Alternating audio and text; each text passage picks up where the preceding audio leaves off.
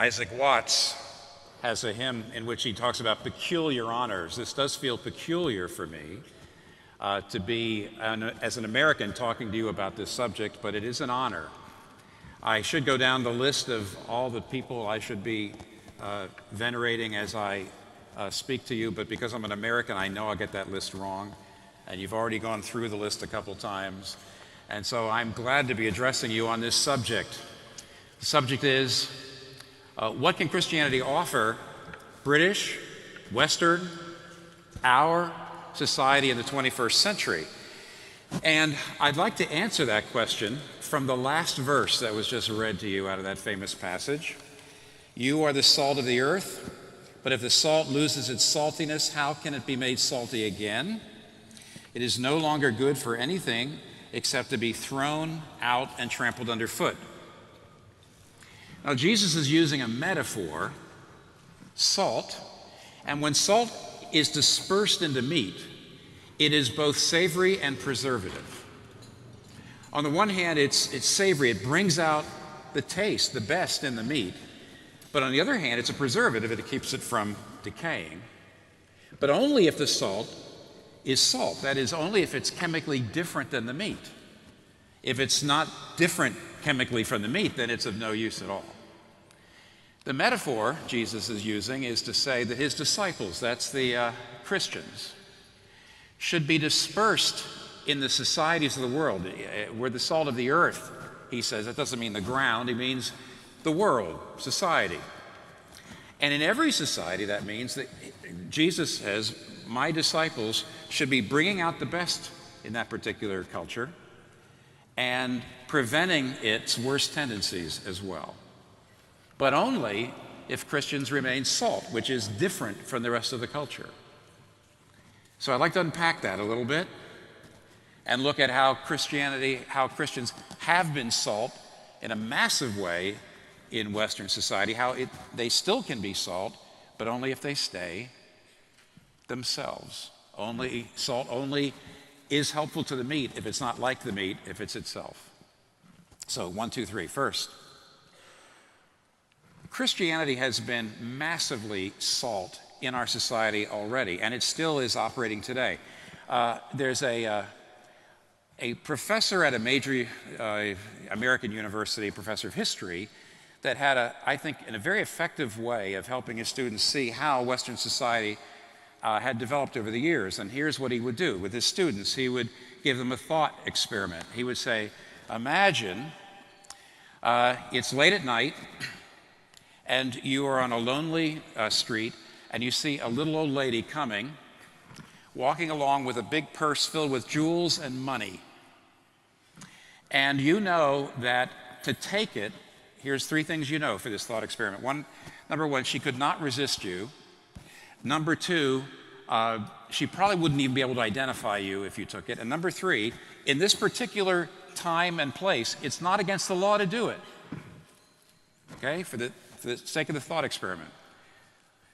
She won't be able to resist you, she won't be able to identify you, and it's really not even against the law to do it. Do you do it, yes or no, and why? So the first question he would ask them is, do you do it, yes or no? And of course, you wouldn't be surprised to know that over the years, in spite of the fact that in this thought experiment it's not against the law, virtually all of his students always said, no, you don't. And then he would say, let me give you 3 reasons why, and I want you to identify which one is your reason. A, you don't do it because for you to take that money from that person would mean you would be a weak person. You would be a dishonorable person. To pick on a weak person means you would be weak. You wouldn't respect yourself. No one else would respect you. That's A. B, you don't take it because you think about her. You imagine what it would be like for her to lose that money. You imagine who might be dependent on her. Okay? So A, because you don't do it because you would be weak. B, you don't do it because it would hurt her. And C, something else. None of the above. And of course, you might guess, over the years, almost 100% of his students always picked B. And then he would begin to teach. He said A is an other-directed, A is a self-regarding ethic. It comes from a shame and honor culture in which strength is what really matters, strength and honor. B is an other-regarding ethic in which the ultimate value is love. Now, he said, when the Anglo-Saxons met the monks, when the pagan Anglo-Saxons met the monks, they were in a shame and honor culture. And the reason they wouldn't take that money would be because they would be a weak person. But when the monks came along, the Christian monks with this other regarding ethic, an ethic of love, the Anglo-Saxons thought this is crazy. Why, the only thing that holds society together is respect for strength and a certain amount of fear for strength. Society would completely fall apart otherwise. And of course, the Christians won. Christianity won out. And this is where the professor would make his point. He says, I don't care whether you're a Christian or not in this room. And he says, I don't care even whether you believe in God. Personally, it doesn't matter. The point is, you have been shaped by Christianity. Your moral sense is not the moral sense of an Eastern or ancient shame and honor culture in which strength is the most important thing. You have an other regarding ethic, an ethic of love, and that came from Christianity. Because the monks came saying, it doesn't matter the social class of the person, it doesn't matter your social class or their social class, everyone must be loved for their sake. Now, as soon as you begin to think about this, you begin to realize how this worked itself out through Western civilization. There's all kinds of scholarship going on now. I can only gesture in the direction. Brian Tierney of Cornell University and a whole lot of other people have shown that the idea of human rights, the idea of every human being being of equal dignity and worth, did not have come up out of the Enlightenment. It came up in the Middle Ages, and it actually came up out of Christian and biblical roots. For example, ancient cultures all accepted slavery, but the first person we know of ever that protested and said slavery is wrong per se, the institution is wrong per se, because human beings may not be sold because they are of infinite worth, was Gregory, the Bishop of Nyssa, who in the 370s preached a very famous sermon in which he said, now by the way, these are currencies I'm about to tell you, in which he said, how many obols for the image of God? How many staters did you get for selling the God-formed human being? For Jesus Christ, who knows the worth of human nature, has said an entire cosmos is not worthy to be exchanged for a human soul. Who, this is Gregory of Nyssa, who can buy a man or sell a man once you realize he's in the image of God? Now that idea, which was unique in the world at the time, he was the first person, the first voice to get up and say, no human being can be sold to another human being. That worked itself out. So, as Brian Tierney points, by the Middle Ages, this idea that every human being is made in the image of God began to develop the idea of inalienable human rights for everyone, no matter what the race, what the class, no matter what the social status. Martin Luther King Jr. perfectly talked about it when he says in his sermon, The American Dream, he says, you see, the founding fathers were really influenced by the Bible. The whole concept of the imago Dei, the image of God, is the idea that all men have something within them that God injected. Not that they have substantial unity with God, but that every man has a capacity to have fellowship with God, and thus gives him a uniqueness, it gives him a worth, it gives him dignity, and we must never forget this as a nation, speaking of the United States, of course, that there are no gradations in the image of God. Every human being, from a treble white to a base black, is significant on God's keyboard precisely because every human being is made in the image of God. This is why we must fight segregation with all of our nonviolent might. A very different voice, Jürgen Habermas, says, the ideals of freedom, of conscience, human rights, and democracy is the direct legacy of the Judaic ethic of justice and the Christian ethic of love.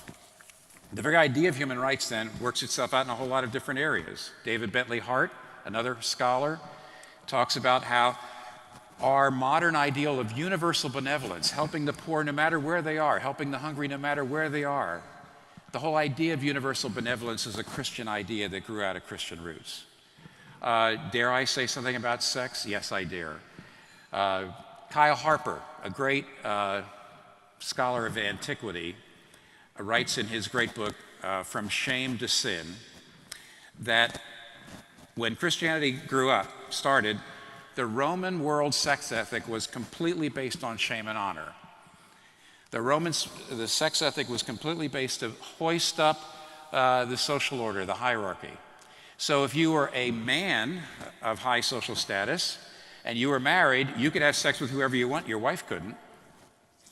And no woman of lower social status could ever deny sex demanded by any man of a higher social order. She could never deny it. Along comes Christianity, Kyle Harper says, in what he calls the first sexual revolution, and says all sex has to be consensual and covenantal. It has to be done by consent, mutual consent, in a covenant, and it was a revolution. Because the Christian idea, the other directed ethic of love started to work itself into every area. Sarah Williams is going to be here to talk later on about the fact that we're celebrating the women's rights and women's suffrage. But wait till you see, historical research will show that in the West, that had biblical roots, that had Christian roots. Okay, Christianity has not only been salt, it's been salt so massively. The ideals that we all take for granted right now are the fruit of the Bible and Christianity. And therefore, to even say, what can Christianity do for society now, is a little churlish. It's a little bit like saying, what have you done for me lately? But let's suggest this. In the past, Christianity has been like salt, bringing out the best in Western society. But in the future, it might be more of a way of preventing decay. It might be more of a preservative. I'd like to talk about one problem that Charles Taylor, the great Canadian philosopher, talks about that I think would give us an example of this. Charles Taylor's great book, Sources of the Self, The Making of Modern Identity. In that book, he talks about what he calls a contradiction at the very heart of modern culture. Interestingly enough, he's following Nietzsche here, completely following Nietzsche. And here's what he says. He says that our modern culture is deeply incoherent over moral value. Because on the one hand, we have the highest moral ideals of any culture in history. We believe in the equality of every single human being. We believe that we should be seeking justice for every class, for every national group, for every race. We believe in alleviating suffering and hunger for every person on the face of the earth. That's our ideals. So on the one hand, we have these high ideals. On the other hand, modern culture tells you that all moral value is socially constructed, or maybe the product of our evolutionary biology, that all moral value is basically a subjective preference. And so what Charles Taylor says is we have these high moral ideals, but we don't have the moral sources to support them. We say, look at these ideals, and then over here we say, really, all morality is relative. And he says that creates a huge problem. We don't have the moral sources to support our ideals. How so? Well, just give you two ways. One way is this. It's not the most important way, but it's one of the problems. When modern people, certainly modern people who talk about human rights and human equality, when we talk to people who don't share our values, all we can do is yell. See, Justice Anthony Kennedy, Supreme Court Justice Anthony Kennedy, put the modern view of morality very well in a famous ruling in which he said, "At the heart of liberty is the right to define one's own concept of existence, of meaning, of the universe, and of the mystery of life." Now that's definitely the message of the culture. You get to define your own meaning. You get to define right or wrong for you. But if that's the case, why not be a racist? Why do I have to honor human rights? And what Charles Taylor says is when Western people today, with our high ideals, meet non-Western people who don't agree with our ideals, all we can do is say, well, you're just not enlightened like we are. And that's the same Western white imperialism that non-Western countries have been getting forever from us. Because all we can say is, well, you would just understand if you really were as enlightened and as educated as we are.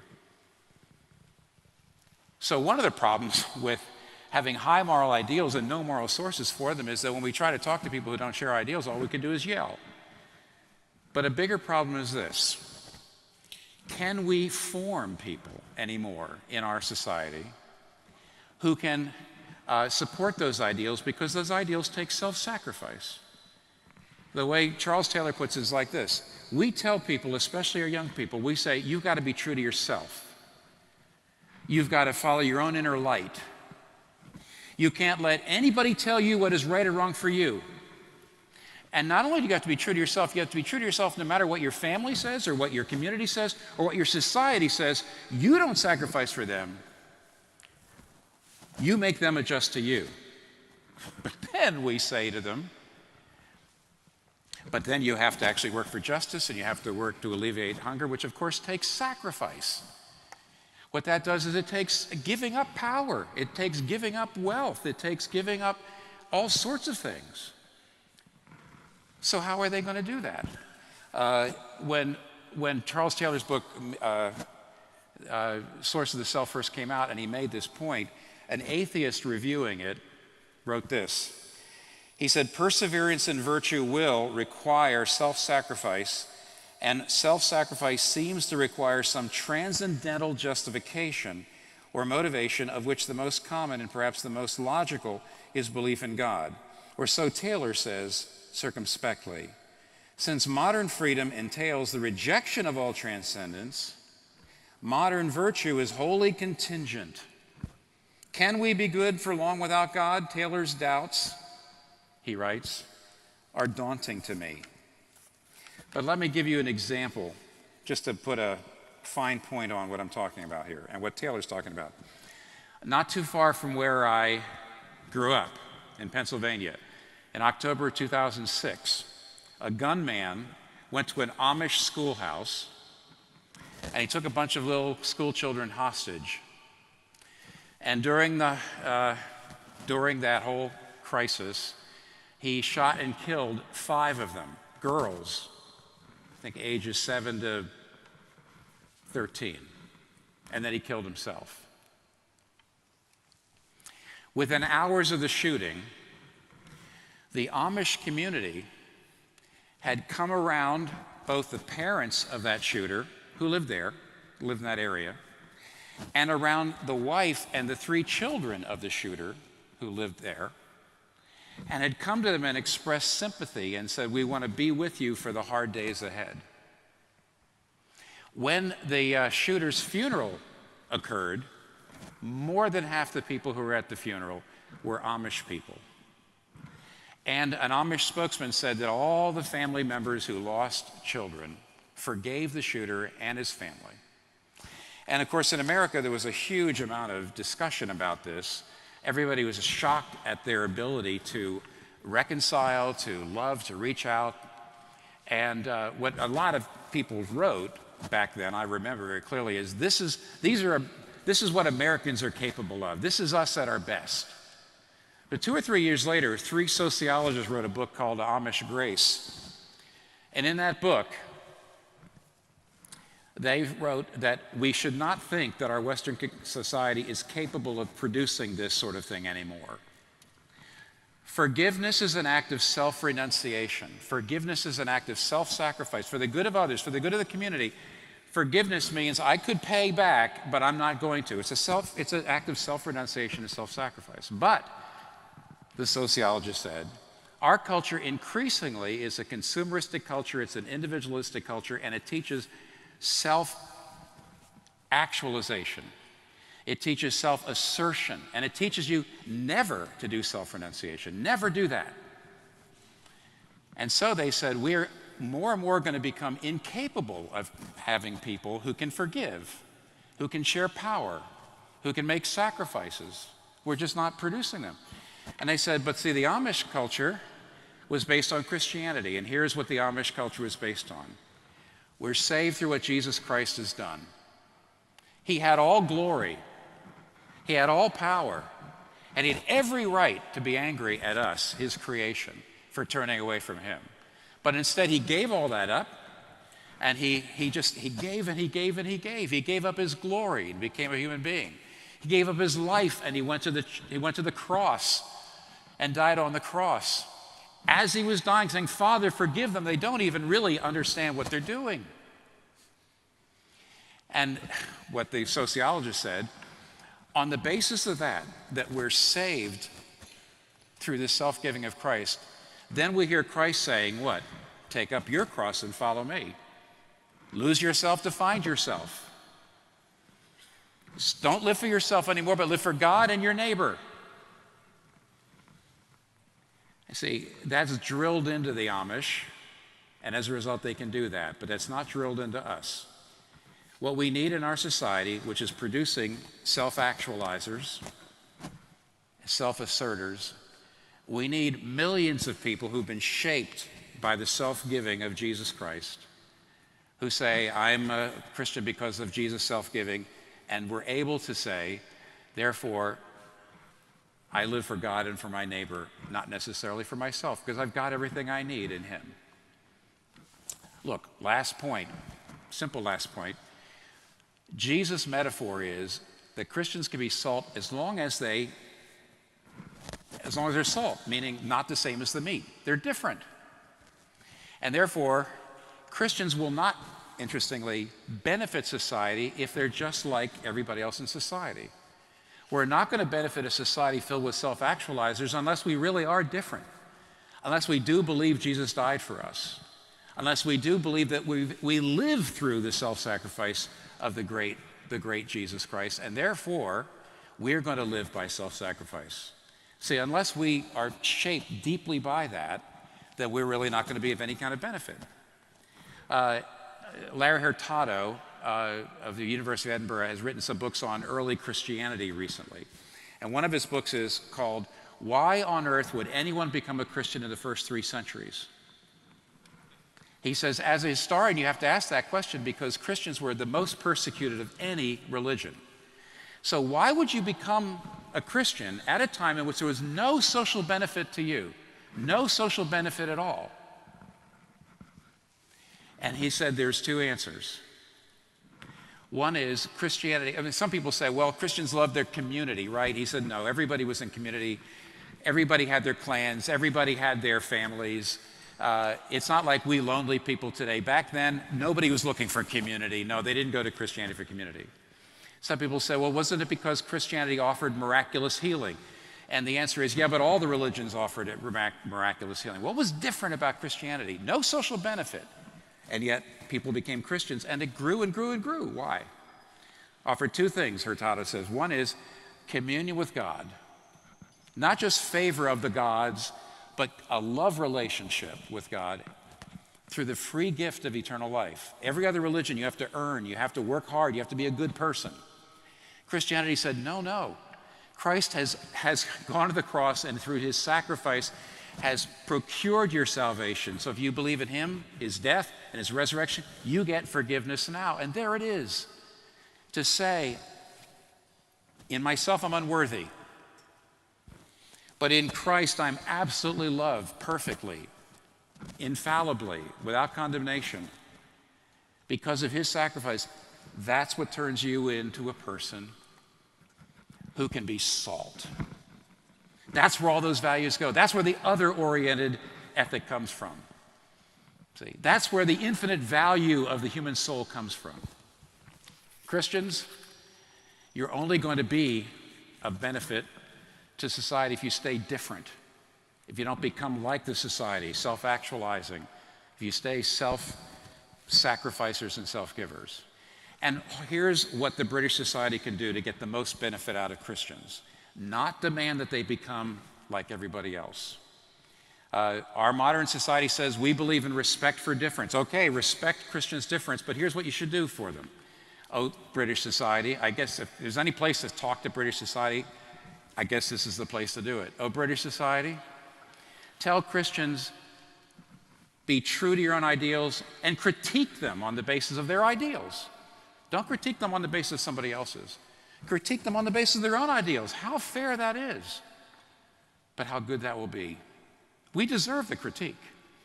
How good that is and how fair that is, but how good that will be for British society and Western society. Thank you.